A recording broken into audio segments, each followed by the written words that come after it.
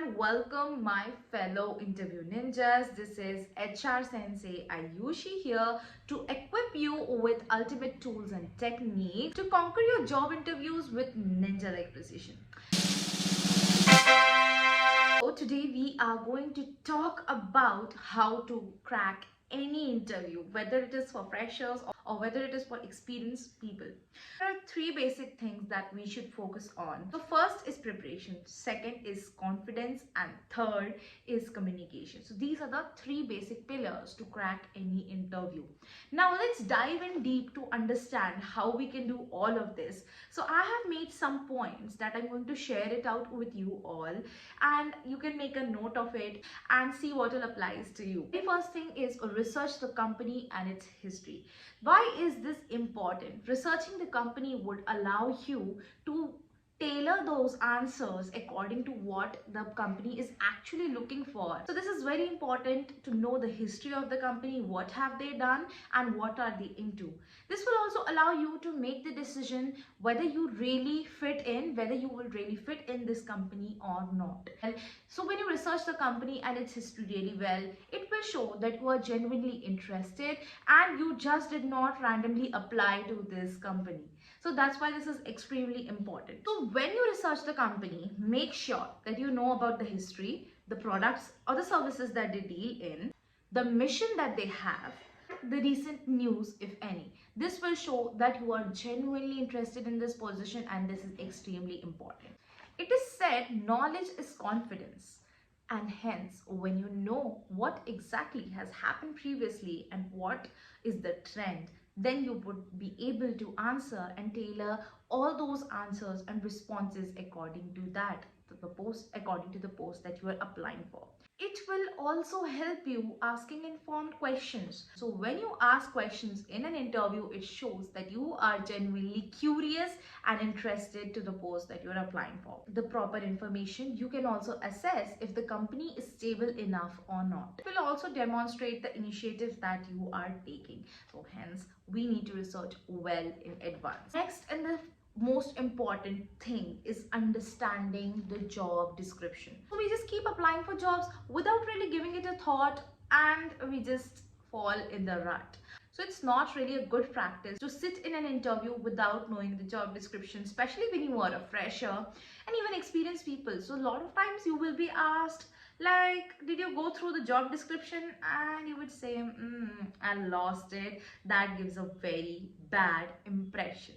So make sure that you know everything in advance as to what are the requirements, what are they looking for, and when you do so, you can also tailor the answers according to these things, according to these points. So this is extremely important because a lot of times company would focus on those kind of skills. They would have a check mark as, is this person having this? Is this person aware of this thing? So see, it's always good to be honest in an interview, but you should know in advance as to what you're applying for and what are you getting yourself into. So hence, job description will allow you that. You also need to identify the skills and responsibilities when applying. The most important part is to prepare from the past examples. So if I did an internship from a company in abroad and they are looking for, and I'm applying for a company who is into IT recruitment. I do not have like a lot of experience in IT recruitment, but I know that they are looking for IT recruiters. So I can tell them that during my internship period, I learned how to recruit for various roles. So that's how you do it. But if you're not aware exactly, you cannot be prepared well in advance. So to prepare well in advance, study the job description, study the roles and responsibilities very carefully so that you can tailor your answers according to that. Third thing that most of us do not do is to practice common interview questions. So I have seen a lot of freshers and lot of experienced people as well that they do not prepare the basic questions such as tell me something about yourself that's not given in the resume. And they would be like, I've shared everything in the resume. What to share? That's not given in the resume.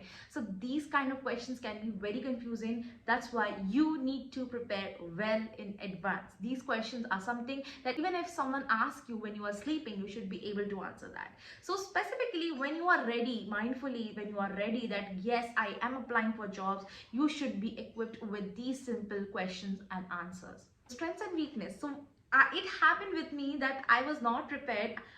For 1 year, I was giving interviews.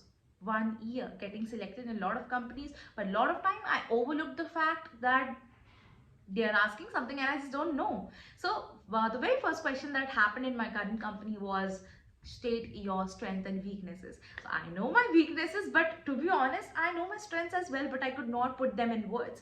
So this kind of thing should not happen, guys. So make sure that you know your strengths and weaknesses really well. Prepare that in advance, and make sure that your strengths have like the ratio between the strengths and weakness is quite balanced. You should have like at least if you have like 5 strengths, then have at least 3 weakness. This is what I would recommend you to follow, because every person is full of flaw. Everyone has flaws. There's no one who is not having any flaw. So make sure that you are very transparent about whoever or whatever you are, because that's what the company is looking for. They also know that you are not someone who is not having any flaw, so own it. So that is very important. Honesty is extremely important beforehand.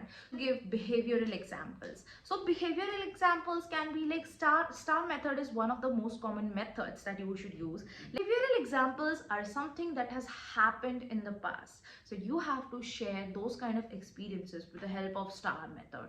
Situation, task, action, and result. So this is the star method that one can use. So I'll explain the star method with the help of example. So just before that, I'll let you know about something that that I usually use.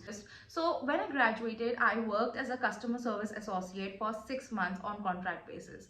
Now it was my very first job. I just didn't know what exactly to do. So in first month only, I got a call from my manager that Ayushi, your performance is not that great. So I'm a person who would want to work well, who would want to improve in every aspect. So what I did, I sat with him and I asked him, like, please let me know what I should work on. So he identified during my calls, listening to my calls, listening to the messages, he identified that I am giving solution to everyone, but I am not doing so in less time. I'm taking more time. So it was not because I was doing that. I was doing that intentionally, because during the training period, because the SMEs and all, they have lots of people to handle. That's why they would say take less time. But I took that advice seriously even during when I was working alone. So that happened, and eventually in 3 days, I improved my productivity and it has gone up. So the situation was not being able to close calls and helping people, and that in turn made the ratings go down.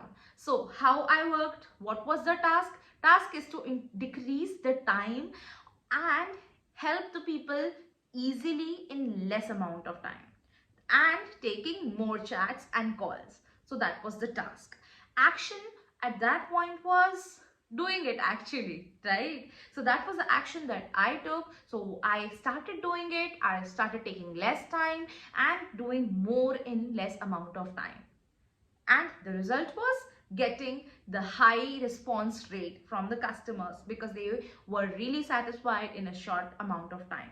So that is the star method, and that's how you explain what really happened. But do not like just list like this is the situation, this is the result. Don't just mention it like that. Just mention it in a flow, like I told you all. Now you can also showcase your soft skills. So soft skills are very important and you need to work on that. You can share whatever the projects you have been into. You can share the management styles that you have followed. You can emphasize on problem solving.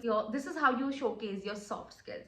Now the next thing and the most important thing is dress appropriately, because first impression is the last impression. So you need to make sure that you are dressing appropriately. I'll make a separate video for how to dress in an interview. But in a gist, I would say your hair should be properly tied if you have long hair. If short, you can leave them properly, comb them. Make sure you're wearing formal or at least business casuals if you are going into certain, but always research in advance of what kind of company it is, the kind of culture, and then only move forward. So pro tip is to arrive early, because if you do not arrive early, then that means that you're not aware what exactly is happening, because if you arrive early, you tend to know what kind of questions people are asking. And the last thing is non-verbal communication. That is like how you sit, how you express yourself, your facial expressions, your posture. Non-verbal communication is also important. Now everyone, the pro tips. The pro tip is, wherever you are going for a physical interview, whichever company you're going,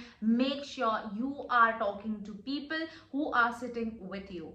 How is this going to help you? So when you make connections, you can make sure that, see, your intention should be able to get more information, but meanwhile you can also make some good connections and good friends meanwhile. So when I say good connections and good friends, they might not be able to yield the results today, but maybe sometime in future this might be really helpful technique that you should always use. So wherever I went for the interviews in past 1 to 2 years, while applying, I always made sure that I made friends in that location. I always made sure to get their Insta handle or the LinkedIn handle or at least their WhatsApp, because that's how you get connected with the right people, because they are the people who are going to work in the same field, even though they are your competitors at the moment. But I do not think there is anything wrong, because not everyone is getting selected, right? So what will it benefit? Because today, if they are not getting selected in this company, they are going to apply in the next company,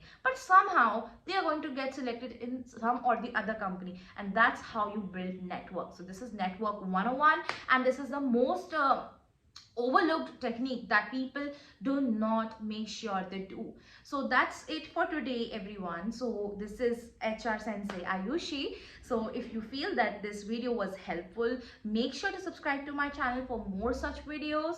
I'll see you in my next video. Take care. Bye bye.